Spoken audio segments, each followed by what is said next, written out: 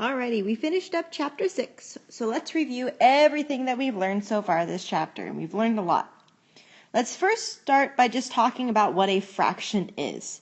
Now, we want to be able to identify what the different parts of our fraction are. So our number on top, that is called our numerator, and our number on the bottom, that's called our denominator. Now, fractions represent parts of a whole. Now our denominator, our number on the bottom, that represents how many pieces or how many parts, whatever we're talking about, is separated into. And our numerator represents how many of those parts are shaded in. So if we took a look at a picture of this fraction, maybe we draw a rectangle, and our denominator, 6, that would tell us how many equal parts we need to split our rectangle into. Because our denominator has a 6, that means we need to split our rectangle into 6 equal pieces. Now our numerator represents how many of those pieces are shaded. In this case, there's 2. Now why is this important? Well, our fractions are talking about parts of a whole. And we're talking about one whole thing. So we're taking one whole pizza or one whole cake and we're breaking it up into equal slices. We're not talking about 6 individual slices. No, we're talking about one big whole that's then broken up into smaller pieces. And these smaller pieces are all of equal size. Okay. Now, the next thing that we talked about in this chapter was equivalent fractions. And the way that we find equivalent fractions is by doing the same thing to our numerator as what we do to our denominator. If we drew a picture to represent 2/3, we could draw our rectangle again. And 2/3 would tell us that our rectangle is separated into 3 pieces. That's what our denominator says. And our numerator would say that we have 2 of those 3 pieces shaded in. Now what would happen if I split this rectangle in half again? How many total pieces do I have now? Now I have 6 total pieces, and how many of those pieces are colored in? 4. If we look at these two fractions, we started with 2/3 and we created 4/6. What do we notice about the relationship between 2 and 4 and 3 and 6? Well, we did the same thing to the numerator and the denominator. We multiplied times 2. 2 times 2 is 4. 3 times 2 is 6. Now notice there's a relationship here. Whatever I do to my numerator, I have to do to my denominator. Or whatever I do to my denominator, I have to do to my numerator. It has to be an equal exchange. So if I took another fraction, let's say this time we look at 5/8, I'm going to do something to my numerator and my denominator to find new equivalent fractions. Maybe this time I multiply times 3. And I do the same thing to my numerator and my denominator, and I would get 15/24. I could go back to my 2/3 or my 4/6, and I could create another equivalent fraction. Maybe this time, instead of multiplying times 2, maybe I multiply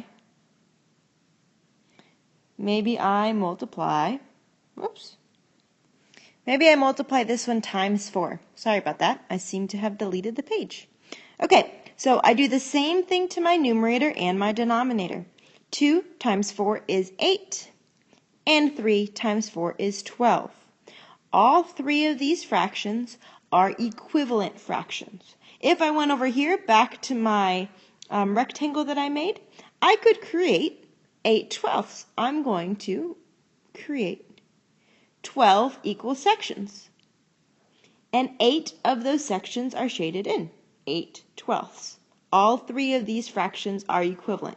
And I created these equivalent fractions by doing the same thing to my numerator as I did to my denominator. Now I'm not talking about addition. I need to either multiply or divide. Okay, So we talked about equivalent fractions. Now we need to talk about simplifying fractions. Now, when we're simplifying our fractions, we're still creating equivalent fractions. We're just creating smaller number of parts. We talked about how our denominator, our number on the bottom of our fraction, that represents the total number of parts in my fraction. I want that number to be smaller. Now, I'm going to create an equivalent fraction, and when I do, I need to do the same thing to my numerator and my denominator. But I want this number to go smaller. Now, the only way to do that, if I'm multiplying or dividing, and to make my number in my denominator and my numerator smaller, is through division. So I have to figure out what my numerator and my denominator have in common. If both of my numbers are even, then they're divisible by 2, because all even numbers are divisible by 2. If both of my numbers are not even, I have to find other factors that they are both divisible by. So let's start out with 8/10. Both of these numbers are even, so I'm going to divide both my numerator and my denominator by 2. And when I do that, I get 4/5. Now, there are a few ways for me to tell if a fraction is simplified all the way or not. If my numbers are sequential, that means if I go from 4 to 5, or let's say I go 6 to 7, 6/7, 8 to 9, 1 to 2, 2 to 3. Notice I'm going 6 to 7, 8 to 9, 1 to 2, 2 to 3. All of these are sequential. So I have a smaller number on top, and the number on bottom is just one more. All of these fractions are in the simplest form.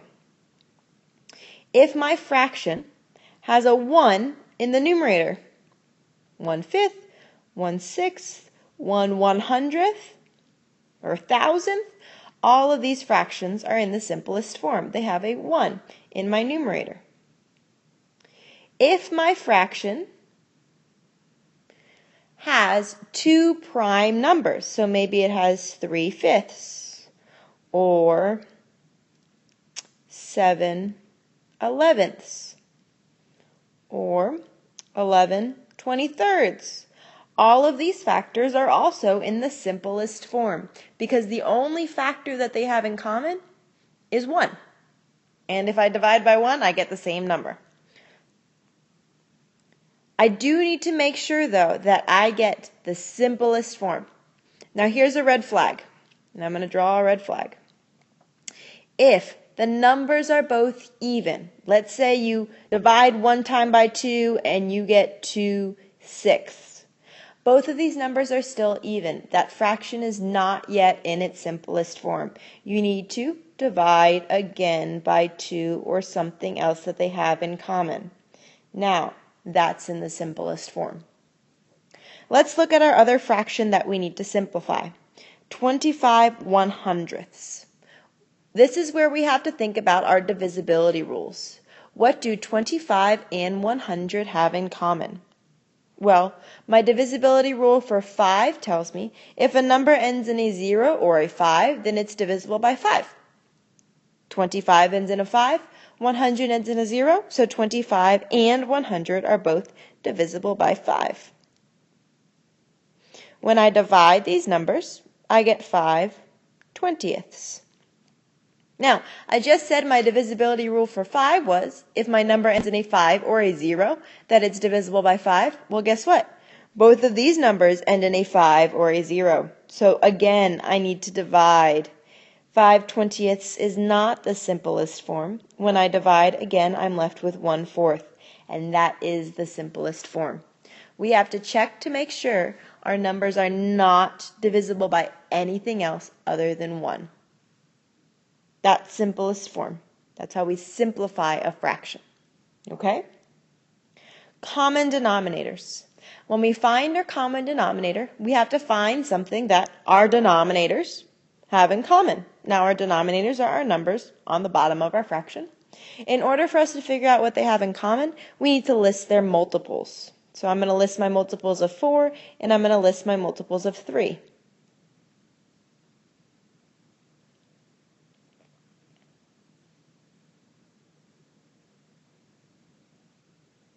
And you just need a list until you have something in common. And there we go. I found that both 4 and 3 have 12 in common. Now, I'm not done. What I did find was their common denominator, but I have not yet changed my fractions, and that's my next step. I need to create equivalent fractions with my new denominator. So I'm going to take my 1/4, and I want to create an equivalent fraction with 12 in the denominator. And then I want to do the same thing with 2/3. Notice how I'm rewriting my fractions so that I make sure that I find the equivalent fractions to these individual fractions with that new denominator. When I'm creating an equivalent fraction, whatever I do to my denominator, I have to do to my numerator. So 4 times what gets me 12? 4 times 3. I do the same thing to my numerator. There's one of my fractions with 12 in the denominator. Moving on to the next one, 3 times 4 gives me 12. And there we go. These are my two fractions now with the green squares around them that have a common denominator, and their denominator that they have in common is 12. These fractions are not going to be equivalent to each other. 3/12 is not equivalent to 8/12, but what finding common denominators does help us do is compare these fractions. We can look at 8/12 and 3/12 now, and we can say with confidence that 8/12 is the larger fraction because in 8/12 my shape is cut into 12 pieces and 8 of those are shaded, and in 3/12 my shape is cut into 12 pieces and only 3 of them are shaded. Common denominators help us figure out and compare our fractions to figure out which one is greater than the other. Which brings us to comparing fractions. One of the ways that we can compare fractions is to create common denominators. Another way for us to compare fractions is to compare them to benchmarks, and benchmarks are known amounts. So if we take a look at this first example over here, we have 4/6 and 1/2. And 1/2 is a known amount. We know what 1/2 is equivalent to. If I took a rectangle and I asked you to split it in half, you would split it in half. And you'd color on one side and you'd say, hey, that's equal to half. Now, when we're comparing these two fractions, we have 4/6 and 1/2. We need to think about what 1/2 really means in this case.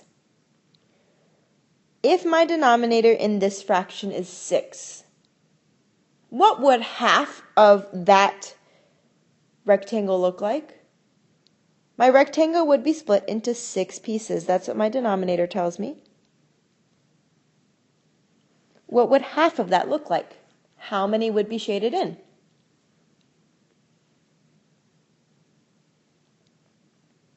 3. So half of 6 is 3. If I were to represent 1/2 as a fraction with a common denominator to 6, I could represent it as this.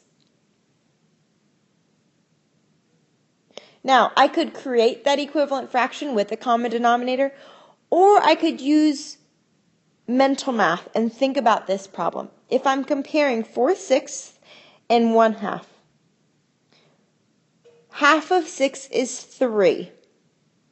4 is greater than 3. So 4/6 is greater than 1/2. I'm using the benchmark of 1/2 that I can think about in my mind using mental math to help me compare these two fractions. Now if I look at another fraction, 1/4 and 5/6, I can use that same benchmark. I can look at each of these fractions and say to myself, is 1/4 greater than or less than 1/2? Is 5/6 greater than or less than 1/2? Let's start with 1/4. Is 1/4 greater than or less than 1/2? Well, in my rectangle, 1/4, I have a rectangle and it's split into 4 equal sections, and one of those is shaded in. But half of my rectangle, if I were to shade it in, would look like this. So is 1/4 greater than or less than 1/2? 1/4 is less than 1/2. Oops, did that backwards. 1/2 is greater than 1/4. Okay? How about 5/6? Again, I'm looking at my rectangle, and this rectangle is split into 6 pieces, and 5 of them are colored in. Is this greater than or less than a half? Well, because my denominator is 6, I know that half of 6 is 3, and 5 is greater than 3. So 5/6 is greater than 1/2. So now that I know that 5/6 is greater than a half, and 1/4 is less than a half, I can say that 5/6 is greater than 1/4. If I had a number line, and I'll draw one up here, I'm talking about fractions, so I'm talking about numbers that are between 0 and 1, because fractions are parts of one whole. And I'm using my benchmark of a half. 1/4 would fall over here on this side, and 5/6 would fall all the way over here. So using my number line, I can clearly see that 5/6 is greater than 1/4.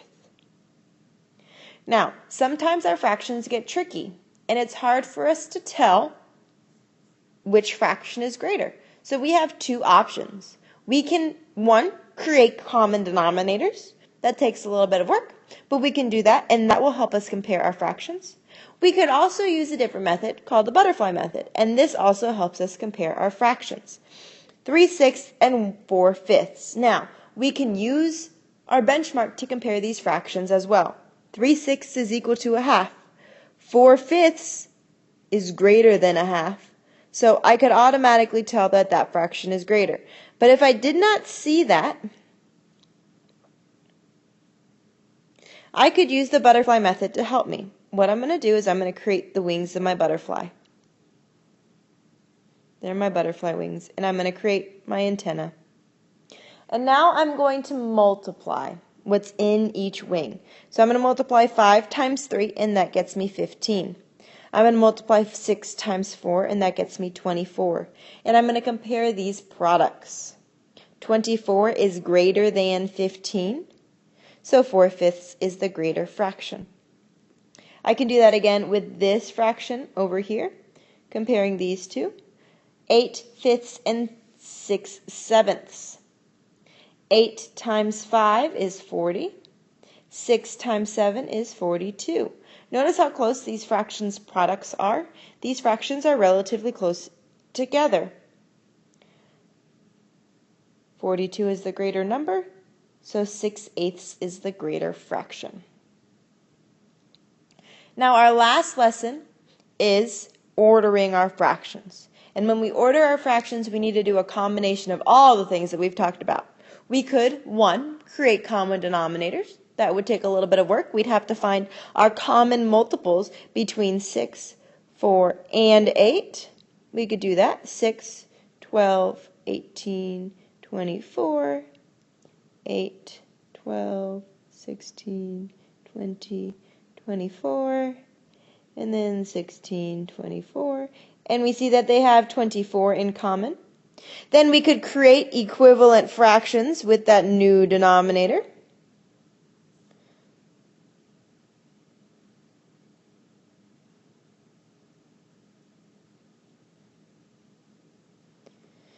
And we could say 6 times 4 gives me 24, so I do the same thing there.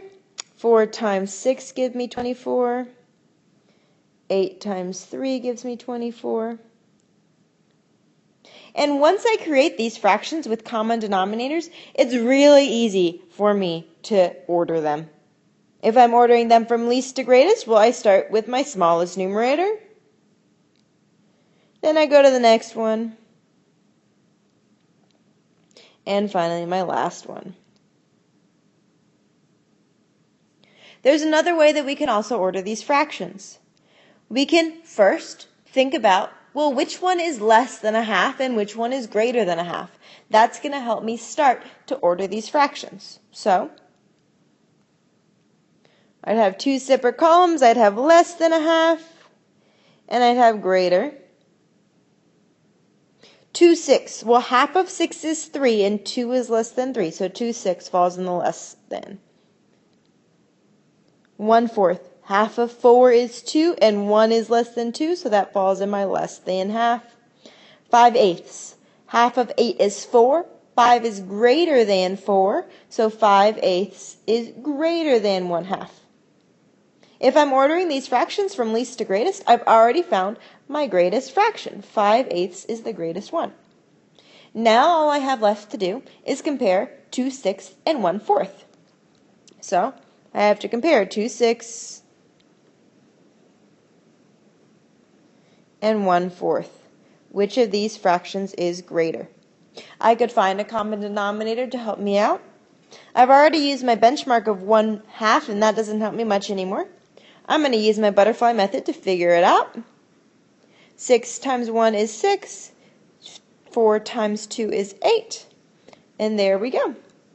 2/6 is the greater fraction, which means 1/4 is the smallest, and then comes 2/6, and then comes 5/8. When we order these fractions using a benchmark, all we're really left with is comparing 2 fractions. We don't have to compare all 3 of them. Most of the time, when we use that benchmark, we're going to have one that's off to one side, and then we're just going to have 2 that are left. All right, let's take a look at some word problems and how we're going to apply these skills. Jan has a 12-ounce milkshake. 4 ounces of that milkshake are vanilla. The rest is chocolate. What are 2 equivalent fractions that represent the fraction of the milkshake that is vanilla? Well, our whole milkshake is 12 ounces. That's the total number of parts. And 4 of those parts represent vanilla. What we need to do after we created the fraction that they gave us is answer the question. It says, what are 2 equivalent fractions? So we need to use what we know about equivalent fractions. Whatever we do to our numerator, we have to do to our denominator. Now, 4 and 12 both have something in common, so we don't necessarily have to multiply. We could divide in this case. So I'm going to start by finding one equivalent fraction by dividing by 2, because they're both even. 4 divided by 2 is 2. 12 divided by 2 is 6. So there is one equivalent fraction. This is the fraction I started with. Now both 2 and 6 are even, so I can still divide again by 2. And there is my second equivalent fraction. And it's that easy. But what we do have to remember is whatever we do to the numerator, we do to the denominator, or whatever we do to the denominator, we do to the numerator. It has to be the same process. Okay? At Memorial Hospital, 9 of 12 babies born on Tuesday were boys. Simplify, in the simplest form, what fraction of the babies on Tuesday were boys? Okay? 9 of 12 were boys. 9 of 12 total babies were boys. They want us to simplify this fraction. So we have to think, what do 9 and 12 have in common? What are they both divisible by? Are they both even numbers? No, they're not. So what else could they be divisible by? Are they divisible by 3? Yes, they are. Let's divide by 3. 9 divided by 3 is 3, and 12 divided by 3 is 4. Now, is this the simplest form? Well, my fractions are sequential. I go 3, 4. So that tells me, yes, this is the simplest form. Adam drew 2 same-size rectangles and divided them in the same number of equal parts. He shaded 1/3 of one rectangle and 1/4 of another rectangle. What is the least number of parts in which both rectangles could be divided? Okay, so here's one of his rectangles, and here's the other one. One of these he separates into 3 parts. The other one he separates into 4 equal parts, and he shades 1 section of each. But he wants these rectangles to be separated into the same number of parts. Right now, this one's separated into 3 pieces, and this one's separated into 4 pieces. They're not the same number of parts. In order for us to separate these rectangles into the same number of parts, we need to create common denominators. So our first step is to list our multiples of 3 and 4. 3, 6, 9, 12, 4, 8, 12. They have the number 12 in common. Then we're going to take our fractions. We have 1/3, and we are going to create a fraction with our new denominator of 12. And we're going to take 1/4, and we're going to create a fraction with our new denominator of 12. Now, let's look at our question before we finish this. Our question is asking us, what is the least number of parts in which both rectangles could be divided? What was the new denominator that we just came up with? 12. We don't even have to go through and finish this and find these fractions with find these equivalent fractions with denominators of 12. We just answered our question. Our question was asking what is the least number of parts, and 12 is the least number of parts. I could take this rectangle and make 12 parts, and I could take this rectangle and make 12 parts. Now, they're both separated into parts of 12. Carlos finished his art project on Tuesday. Tyler finished a third of his art project on Tuesday. Tyler finished a half of his art project on Monday. Who finished more of his art project on Monday?